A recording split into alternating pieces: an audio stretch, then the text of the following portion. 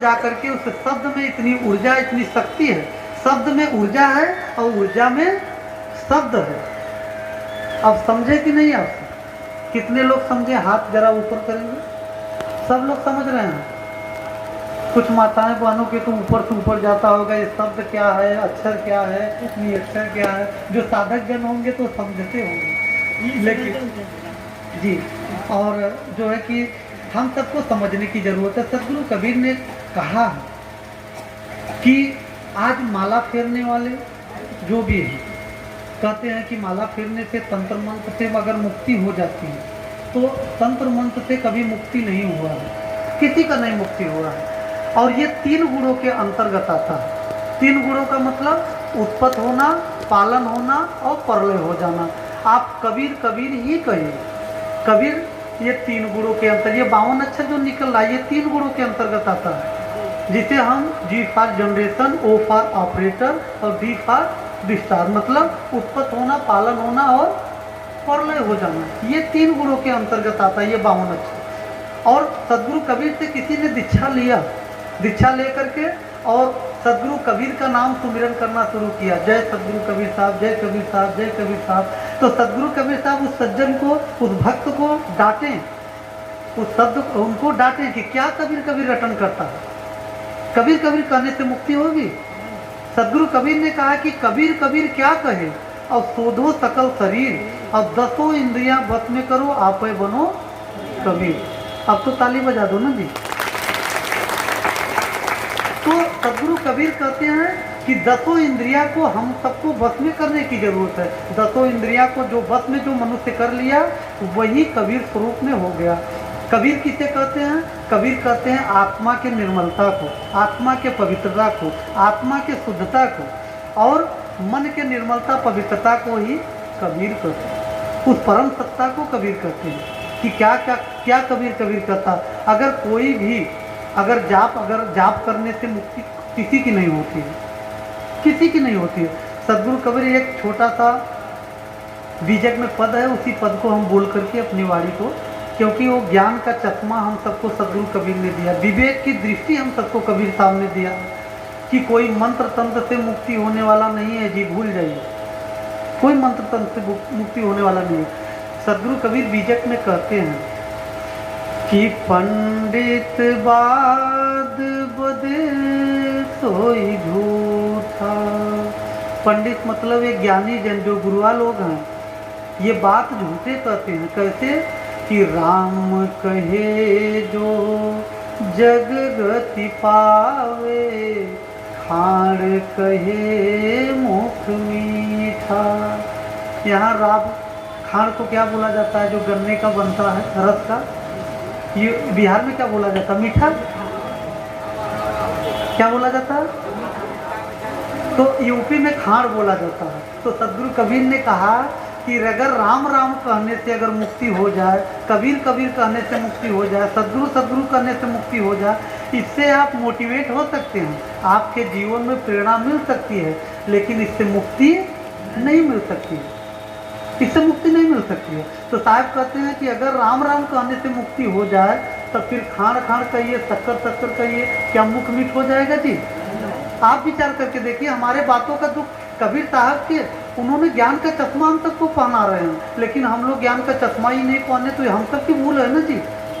साहब स्पष्ट शब्दों में कहते हैं कि भैया खूब अगर मीठा खाना है, शक्कर खाना है, अगर मुख मीठ करना है, तो फिर मंत्र जाप करिए, खाड़ खाड़ कहिए, शक्कर शक्कर कहिए, क्या मुख मीठ हो जाएगा?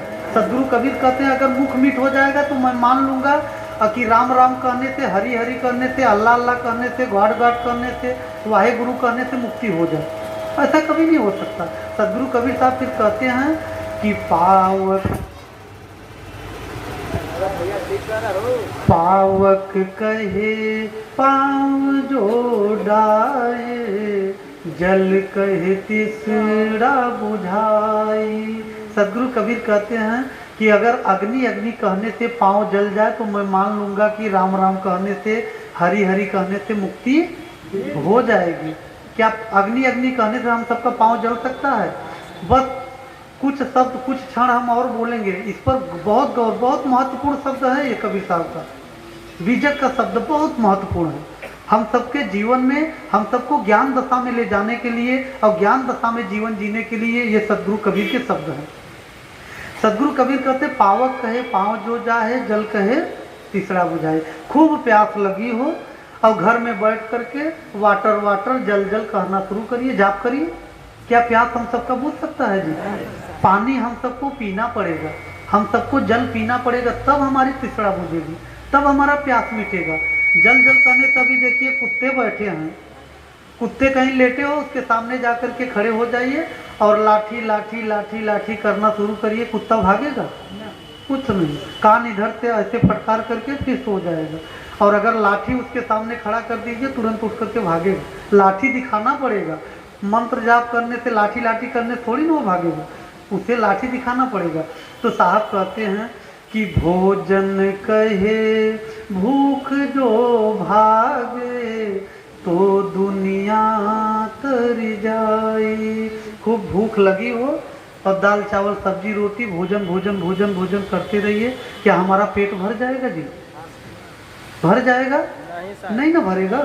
तो इसलिए हमें भोजन पाना पड़ेगा। एक हमारी टीचर बहन जी थी, गुरु बहना आप सबकी थी, और जो कि टीचर थी, तो उनके जो प्रिंसिपल थे, प्रिंसिपल लगभग 10 दिन से बीमार थे।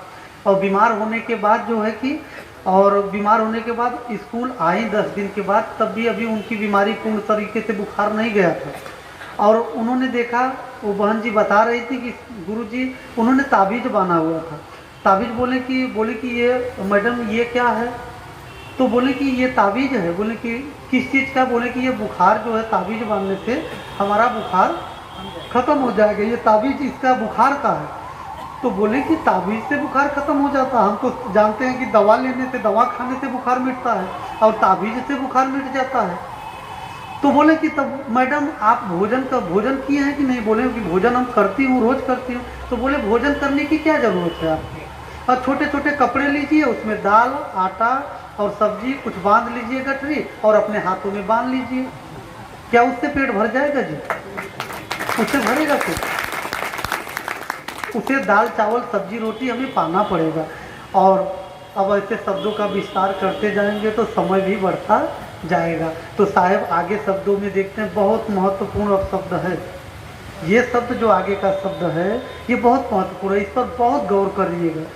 सदगुरु कबीर का साहब कहते हैं कि नर के संग सुआ हरि बोले, हरि प्रताप नहीं जानी, जो कबहू उड़ जाए जंगल में, हरि की सूरत न आनी। निवेदन आप सबका, आप सबसे निवेदन, गौर करिएगा इस शब्द पर, कितना महत्वपूर्ण शब्द है। इसी शब्द में सारा रहस्य छिपा हुआ है। सदगुरु कबीर कहते हैं कि नर के संग सुआ हरि बोले। इसका व्याख्यान आप सबको कर दें कि समझ में आ गया? व्याख्यान करें। नर के संग सुआ हरि बोले, हरि प्रताप नहीं जाने।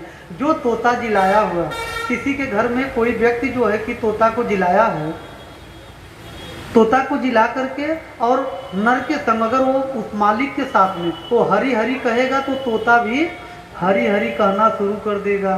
राम राम कहिए, राम राम तोता करने लगेगा। कबीर कबीर कहिए, कबीर कबीर करने लगेगा। गॉड गॉड कहिए, गॉड गॉड करने लगेगा। समझ रहे हैं कि नहीं? आप लोग ध्यान दीजिए। देखिए, चलो ठीक है, शांति बनाइए। अभी शांति बनाइए, 2-5 मिनट में सबका मन इधर उधर हो जाएगा। अभी शांति बनाइए 5 मिनट, उधर ही रखिए सब। और नहीं तो अभी लाएंगे तो सब लोगों का ध्यान उधर हो जाएगा, क्या हो रहा है, हमारे शब्द से हट करके उस पर ध्यान हो जाएगा। अभी शांति बना रही। तो सदगुरु कबीर कहते हैं कि उस तोता हरि हरि कहना शुरू कर देगा, लेकिन वो हरि कौन है, राम कौन है, उस तोते का उनकी महिमा मालूम ही नहीं। हरि कौन है? नर के संग हो सुआ हरि बोले, हरि प्रताप नहीं जाने। हरि का प्रताप वो जानता ही नहीं है। लेकिन सदगुरु कबीर कहते हैं जो कबहू उड़ जाए जंगल में, अगर कभी पिंजड़े से उड़कर जंगल में चला गया तो वहाँ फिर हरि हरि कहना भी भूल जाएगा। तो ये तो दृष्टांत था। अब दृष्टांत अपने जीवन में उसे घटाइए। दृष्टांत क्या है? ये शरीर क्या है? एक पिंजड़ा है। इसमें सुगना कौन है? हम सबकी जीव आत्मा, ये सुगना है। और इस घर का मालिक जो है नर कौन है? ये गुरुजन है, जो जाप आपको देते हैं, भैया यही ओम ओम करो, राम राम करो, इसी से तुम्हारी मुक्ति कल्याण हो जाएगी। सदगुरु कबीर कहते हैं कि वही तोते के समान जो उनके शिष्य होते हैं वो भी रटना शुरू करते हैं, और हरि राम कौन है उन्हें पता ही नहीं है। वो कौन से सत्ता है उन्हें पता ही नहीं है। बस उन्होंने मान लिया कि राम कोई है, हरि कौन है उन्हें कोई जानता नहीं है। आगे सदगुरु कबीर ने बताया कि राम कौन है, हरि कौन है, वो सदगुरु कबीर आगे बताते हैं। तो ये पिंजड़ा क्या है? ये जो ये शरीर ये पिंजड़ा है, इसमें सुगना कौन है? जीवात्मा। और सदगुरु कबीर कहते हैं जो कबहू उड़ जाए जंगल में। अभी तो राम राम कर रहे हैं, ये जिह्वा हमारे पास है, ये शरीर हमारे पास है, तब तो राम राम कर ले रहे हैं, हरि हरि कर ले रहे हैं। आत्मा के पास कौन सी जिह्वा है? जब ये शरीर चोला छूट जाएगा, जब जंगल में आप चले जाएंगे, जंगल का मतलब क्या है सदगुरु कबीर? ये 84 लाख योनियाँ, कीट पतंगे पशु पक्षी, ये जंगल है। जब उसमें चले जाएंगे, भैंसिया राम राम करेगी, घोड़ा करेगा राम राम, कुत्ता राम राम करेगा, तब भूल जाएंगे सब। तो साहब कहते हैं जो कबहू उड़ जाए जंगल में, हर की सूरत ना आनी। जब यही जाप करते करते 84 में चले जाओगे, फिर नाना प्रकार के जो शरीर आपको मिलेगा, तो उसमें आपका जाप भी बंद हो जाएगा। तो फिर आगे सदगुरु कबीर साहब बड़ा महत्वपूर्ण समझ देते हैं कि राम कौन है, राम को कैसे प्राप्त करना, उनका दर्शन कैसे करेंगे। कौन राम? जो घट घट में विद्यमान है, जो चेतन राम है। एक राम दशरथ का बेटा, एक राम घट घट में बैठा, एक राम का जगत पसारा, और एक राम है जग से न्यारा। तो हम सबको जो सदगुरु कबीर ने ज्ञान दिया वो आत्म राम की बात किया कि आत्म राम को जब जानेंगे तो जो जगत से न्यारा राम है, तो यही आत्म राम ही उस जगत के न्यारे राम को जाना है। और इंद्रियों के द्वारा उनका दर्शन और दीदार नहीं हो सकता। सदगुरु कबीर फिर आगे बताते हैं क्या कि बिन देखे बिन अरस परस बिन नाम लिए क्या होई। बिना देखे, बिना अर्थ स्पर्श किए, बिना उनका दर्शन किए, बिना दीदार किए नाम लिए क्या होई। और फिर बड़ा महत्वपूर्ण शब्द देते हैं विवेक। विवेक रूपी हमें विवेक करने की, जो विचार करने की जो हमें सदगुरु कबीर ने दृष्टि दिया, जो हमें चिंतन करने के लिए हम सबको शब्द दिया है, तो आगे शब्द बड़ा महत्वपूर्ण है। सदगुरु कबीर कहते हैं कि बिन देखे बिन अरस परस बिन नाम लिए क्या होई। धन के कहे धनिक जो होई तो निर्धन रहे। ताली अब तो बजा दीजिए। तो अगर धन धन कहने से लोग धनी हो जाए तो फिर क्या पैसे कमाने की क्या जरूरत है। घर में बैठ करके जो है कि 500 का नोट 500 का नोट 500 का नोट गिनना शुरू करें। तो आज देखिए जादूगर होते हैं ना, देखिए क्या करते हैं। ऐसे हम बचपन में देखते थे, हम 500 का ऐसे गड्डी ऐसे निकालते थे, अपने हाथ से निकालते थे। बड़ा आश्चर्य लगता था, हाथों में नोट दिखता नहीं था, लेकिन और बांसुरी से 500 का नोट निकालते थे। हम सबको विवेक करना चाहिए कि अगर वो 500 का नोट निकाल देते हैं बांसुरी से, तो अपने जो है कि वो 10-10 रुपए के लिए हाथ फैलाते क्या हम सबके सामने। अपने घर में ही ना 500 के नोट बना लेते। ये सब केवल मूर्ख बनाने की बात है। हम इसीलिए विशेष करके माताओं बहनों को हम संदेश देते हैं कि आप सब इससे ऊपर, अंधविश्वास से ऊपर उठिए। और आप लोग जब शिक्षित, हमारी माताएं बहनें शिक्षित हो जाए तो समझिए आधा पाखंडवाद समाप्त ही हो गया। हमारी माताएं बहनें बस शिक्षित हो जाए, क्योंकि अशिक्षा के कारण ना करी हैं तो नाराज होकर के मुड़ मुड़ करके घरों में पड़ गई हैं। तो पुरुष समाज का करिए, चलो भैया जोन कहते हैं कर दो, नहीं तो फिर भोजनों न मिली। तो इसलिए आप सबसे निवेदन है, प्रार्थना है कि आप लोग जो है कि भक्ति करिए, साधना में उतरिए। हम सबको अगर अपने दुखों को समाप्त करना है तो परमात्मा की सच्ची भक्ति, और आप लोग जो भी समय मिले अपने समय में साधना में बैठिए। आप लोग लेटे भी रहिए तब भी आप लोग उस समय संसार के चिंतन में लोग करते हैं, रुपया पैसा का चिंतन करते हैं। अभी अलमारी में 1 लाख रुपया कपड़ा आते समय यहाँ जो भी माताएं बने कोई आई हूँ, कपड़े पहन करके अलमारी में लाख करना भूल जाओ, उसमें लाखों रुपया रखी हूँ और सोना चांदी भी अपना रखी, अपने गहने भी रख दे। यहाँ आने के बाद सत्संग में ध्यान रहेगा का जी? कहाँ ध्यान रहेगा? ध्यान उसी धन पर रहेगा, कोई पहुँच न जाए, कोई हमारे अलमारी के पास पहुँच न जाए, मेरा धन न ले ले। और ये निरंजन जो है, ये चोर, एक चोर जो है यमराज रूपी चोर हमारे जीवन में बैठा है। हमारे एक एक श्वास हीरे मोती के समान है, एक एक श्वास जो है कि वो चोरी कर रहा है, लेकिन तब भी मुझे कभी चिंतन ही नहीं कर पा रहे हैं। हम कभी ध्यान ही नहीं है कि मेरा एक एक श्वास जो है वो जो है कि चोरी कर रहा है। तो हम सब पर इस पर चिंतन करना चाहिए। अब समय काफ़ी हो चुका है, आप लोग भी बड़े धीरज और बड़े धैर्य से आप लोगों ने सत्संग को सुना, इसलिए आभार आप सबका, खूब खूब धन्यवाद आप सबको। और ये कभी मत सोचिएगा, देखिए ये कभी मत सोचिएगा कि कबीर पंथ की जनसंख्या बहुत कम। एक साधक जन पूछ रहे थे, साहब सार शब्द की हवा उड़ी, सभी सार शब्द की बात कर रहे हैं। सार शब्द कोई जो है कि कौन सी वस्तु है? सार शब्द कोई शरबत है क्या है कि पानी और शक्कर मिला करके कोई किसी को एक गिलास दे दीजिए, पीने के बाद जागृत हो जाए? नहीं, सार शब्द किसके पास नहीं है? अरे उस गुरु के पास सार शब्द नहीं है, इस गुरु के पास सार शब्द नहीं है। सार शब्द सभी के पास है, एक कीट पतंगे पशु पक्षियों के पास है। जब घट घट में वो परम सत्ता बैठी है तो सार शब्द सभी के पास है, बस उसकी जानकारी उन्हें नहीं है। गुरुजन उनकी जानकारी उन्हें दिला देते हैं और उनकी जानकारी दे देते हैं, बस गुरु के द्वारा थ्योरी मिलता है और प्रैक्टिकल हमें आप सबको करना ही पड़ेगा, तभी ये आत्म कल्याण होगा। हम सबको आत्मनिष्ठ होने की ज़रूरत है।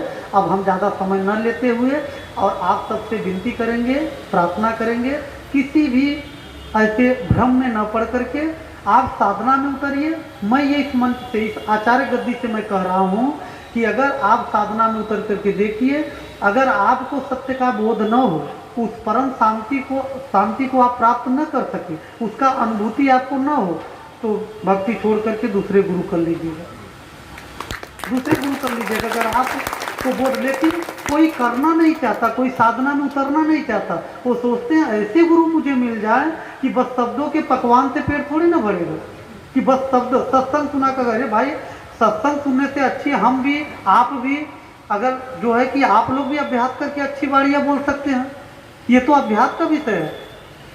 अब ये कौन सा थर्मामीटर के बहुत अच्छी वाड़ियाँ बोल रहे हैं, बस यही मुक्ति के दाता है? नहीं, अरे हम भी अच्छे अभ्यास करके, अगर यही शब्द से बोलने से अगर मुक्ति के दाता अगर सच्चे गुरु माने जाते हैं, तो हम तो सब कहेंगे कि भगवान राम का किरदार निभाने वाले, भगवान कृष्ण का किरदार निभाने वाले, भगवान बुद्ध का किरदार निभाने वाला जो कलाकार है, तब उसे सच्चे गुरु हम सबको मानना चाहिए। कितना बढ़िया बोलता है, कितना बढ़िया सत्संग सुनाता है। आप टेलीविजनों पर देखते हैं ना, धारावाहिक टेलीविजन में देखते हैं, भगवान कृष्ण का जो रोल निभाए हैं, वो तो अभ्यास करके जो है कि वो द्रव्य कमाते हैं, उससे पैसा कमाते हैं। अगर उससे ये थर्मामीटर है कि भाई वाणी से ही सत्यता सिद्ध होती है, वाणी से ही जो है कि पूर्णता सिद्ध होती है, तब उन्हें भी मानिए। तो ये तो साधना का विषय है, हम सबको साधना में उतरना पड़ेगा, और साधना जब तक नहीं करेंगे तब तक मुक्ति संभव नहीं है। इसलिए अपने जीवन में प्रेम, करुणा, भाईचारा, बंधुत्व का भाव लेकर के आप लोग अपने जीवन में जीवन जिए। और लास्ट पद में, शब्द में हम आप सबसे लास्ट निवेदन करेंगे, माताओं बहनों से विशेष अपने बच्चों को अच्छे संस्कार दीजिए। अपने अगर बच्चों को संस्कार देंगे, बच्चे ब्लैंक पेपर, कोरे कागज हैं। अगर आप लोग अच्छे संस्कार देंगे तो आपका आदर सत्कार, बड़ों का आदर सत्कार देंगे। क्योंकि आज देखिए पश्चिमी सभ्यता हम सबके देश में लागू हो रहा है। कौन सा? एक देखिए आश्रम अभी नया नया खुल रहा है, कौन सा? वृद्धाश्रम। बूढ़े को, जो बच्चे जो नौकरियों पे हो जाते हैं, अपने माँ बाप को वृद्धाश्रम में भेज देते हैं।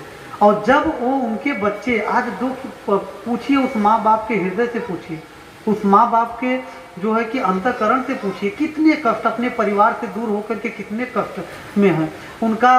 वो माँ जो है कि अपने बच्चों को, अगर जरा सा बच्चा दूर हो जाए कितनी कष्ट में माता हो जाती थी, मेरा बेटा कहाँ है, कितनी तड़पती थी। और वो बच्चे के अंदर जरा सा भी दया नहीं है, जरा सा भी करुणा, जरा सा भी प्रेम नहीं है कि अपने माँ बाप को अपने से दूर कर दिया।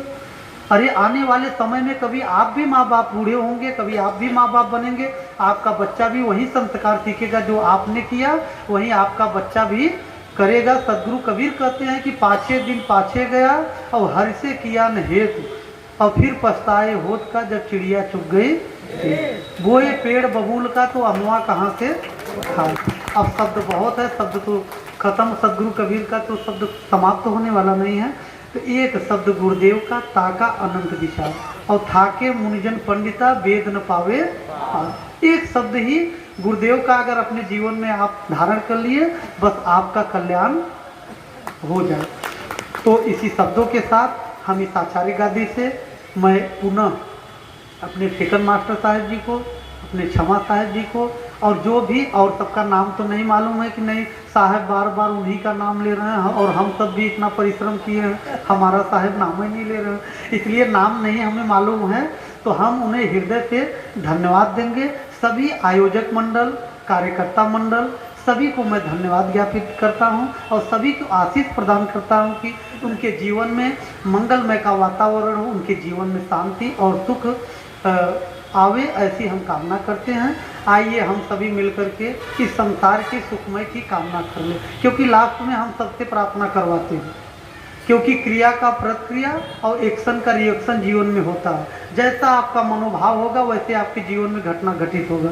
जो आप दूसरे के बारे में सोचेंगे वो आपके जीवन में घटना घटित होने लगेगा। आप बुरा दूसरे के बारे में सोचेंगे तो आपके जीवन में बुरा होना शुरू हो जाएगा। अगर आप दूसरे के बारे में अच्छा सोचेंगे, अपने बच्चों को नौकरियों पे देखना चाहते हैं तो सुबह उठिए, हे परमात्मा हमारे पड़ोसी का बच्चा नौकरी पे हो जाए, उसको सरकारी नौकरी मिल जाए और वो आगे बढ़े, उन्नति करे, ऐसा भाव लेकर के आप लोग प्रार्थना करिए। तो देखिए आपका बच्चा नौकरी पर लग जाएगा, आपके घर में लक्ष्मी का वास हो जाएगा। लेकिन देखिए अगर पड़ोसी के घर में झगड़ा हो जाए तो एक रोटी ज़्यादा लोग शाम को पाते हैं, एक रोटी ज़्यादा खाते हैं। अगर पड़ोसी के घर में झगड़ा हो जाए और पड़ोसी के घर में 4 व्हीलर आ जाए तो एक रोटी कम हो जाता है। भला करो भगवान सबका भला करो, सब लोग गाते हैं ना कि भला करो भगवान सबका भला करो, लेकिन शुरुआत हमसे करो।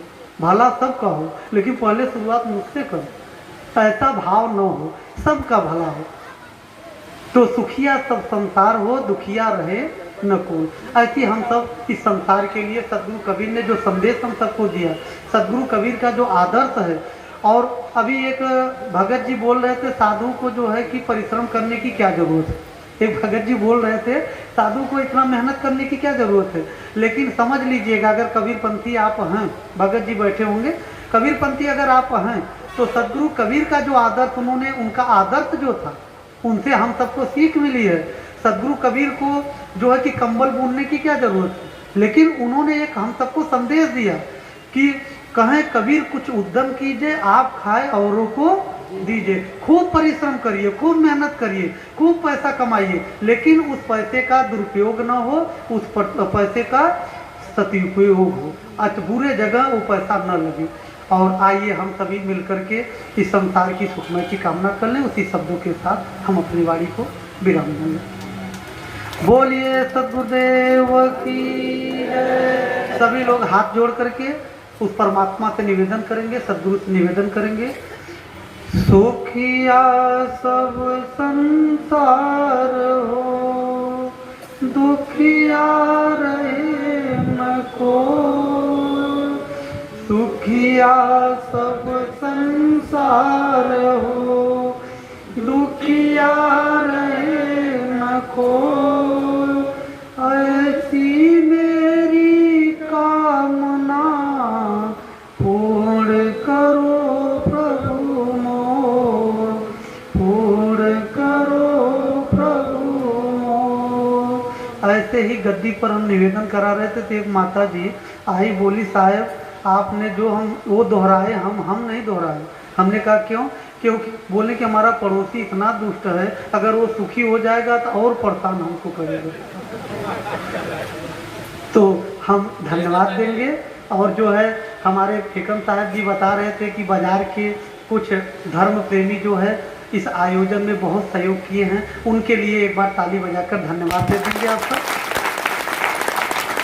और सदगुरु कबीर ने जो जोड़ने का काम किया, हम सबको योगी बनने की जरूरत है।